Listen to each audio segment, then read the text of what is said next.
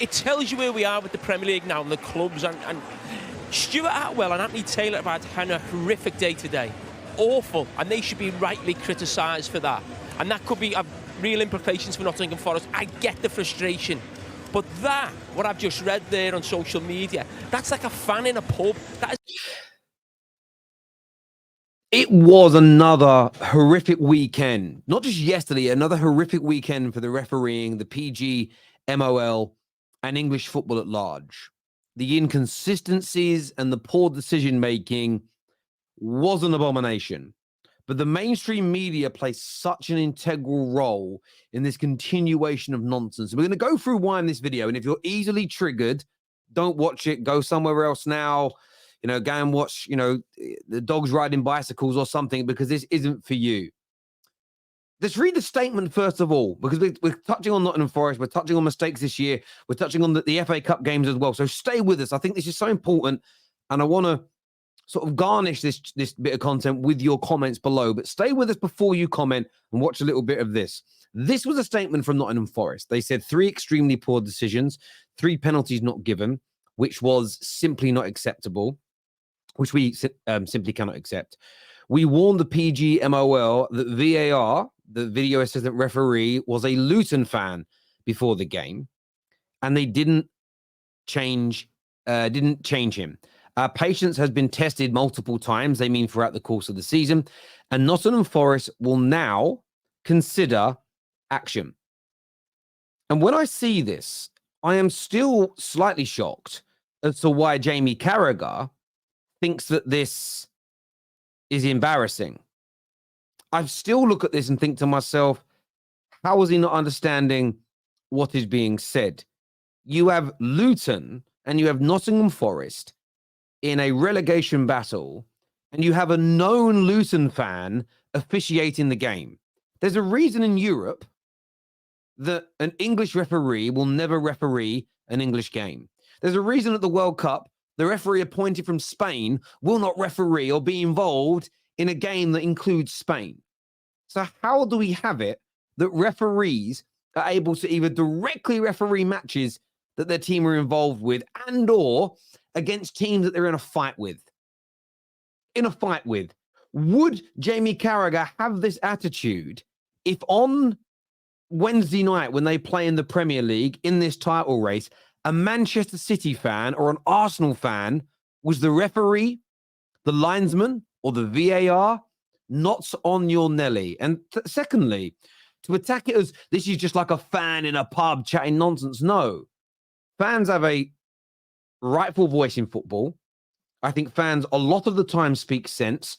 We challenge what we don't agree with, and to try and silence us is absolutely wrong. I truly believe that it's wrong on every single level, and Jamie Carragher has got this so far wrong.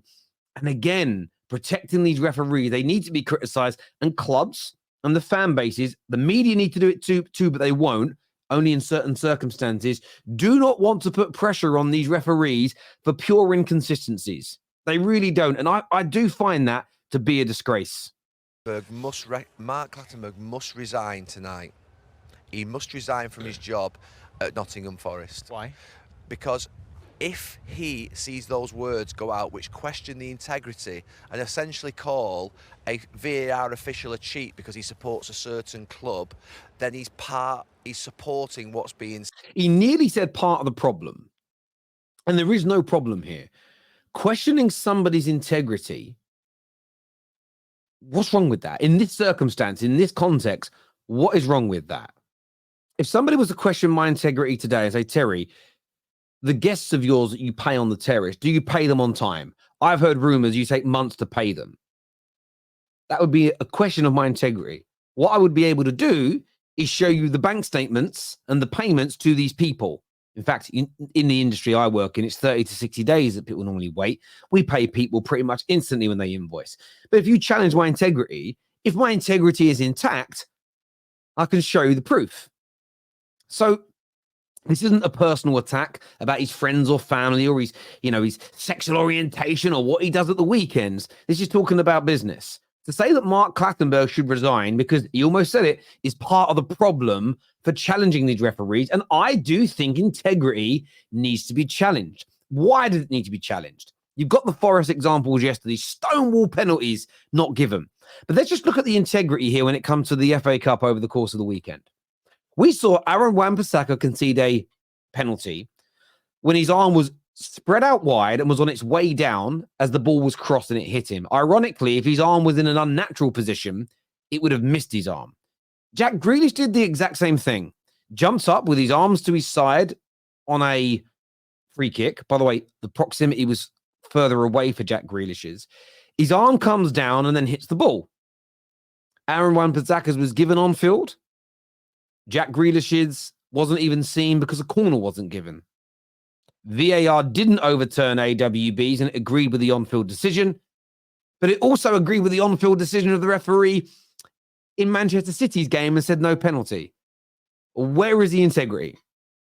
Where is the consistency? That should be challenged. What football fans, what the clubs, what the managers, and everybody should be asking, and Gary Neville, Jamie Carragher, all of them should be saying, you need to explain that, and that explanation needs to be scrutinized. It needs to be, we're talking about multi-billion pound organization. Scrutiny is needed. How is one a penalty and one isn't? I think they're both penalties. That's my personal opinion. But I want to hear why both were not given. The club's not challenging this. Clubs getting, by the way, whenever they do explain their decisions, it's awful. There's no challenge. There's no, hang on a minute though, but these 3 decisions were given a week ago that don't match with what you've just said today. There is no scrutiny. The media do not want to scrutinize them until, by the way, it benefits somebody like Man United. Every now and then they do this. Yesterday, we saw media pundits and celebrities fuming that an offside was given for this. You hear Adrian Durham say, is this what offside is all about? Is there any advantage gained? Should it be so scientific? Jeremy Vine responding to an article here that says he agrees that VAR destroyed the FA Cup semi-final. There was no clear and obvious error. That's not even within the protocols. So in this example with Man United, who, by the way, we got very lucky that it was offside, a right decision is given and the media choose to scrutinize it. Wrong decisions are given, fans scrutinize it and clubs scrutinize it, and they're told they're bringing the game into disrepute and hurting it. Make that make sense. When the right decision is given, the media criticize it. When incorrect and or inconsistent decisions are made, which calls into question the actual integrity of the game, they say it's a disgrace that we want integrity. They say it's a disgrace that we're challenging for consistency. But the media want there to be no integrity when it comes to Man United benefiting and a giant killing not happening. The mainstream media are the biggest problem in this. And I tweeted this as soon as I saw the statement from Forest, and I've been proven right. I knew I would be. I said the mainstream media, or anybody that relies upon them, anybody that needs them, anybody with that is their main source of income, will slam Forest and will defend the referees. I don't quite know what it is. I think it's a commercial agreement. I think the PGMOL gives certain media outlets access to, it's people, and there is like a commercial agreement. We'll give you access and we'll give you information and we'll do interviews and shows which help make you money. But what we want in return for that access is to kind of be protected by you a little bit. I think there's some sort of commercial agreement going on here between the parties. There has to be.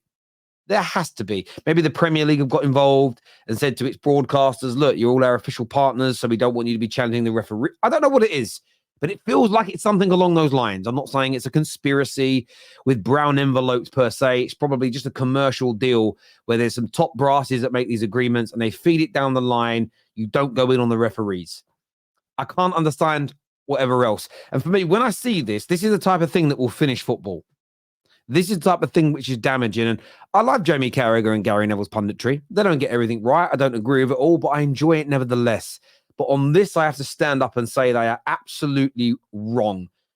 I'm so glad to see Nottingham Forest call this out. They should take legal action. They should sue the PGMOL and demand consistency.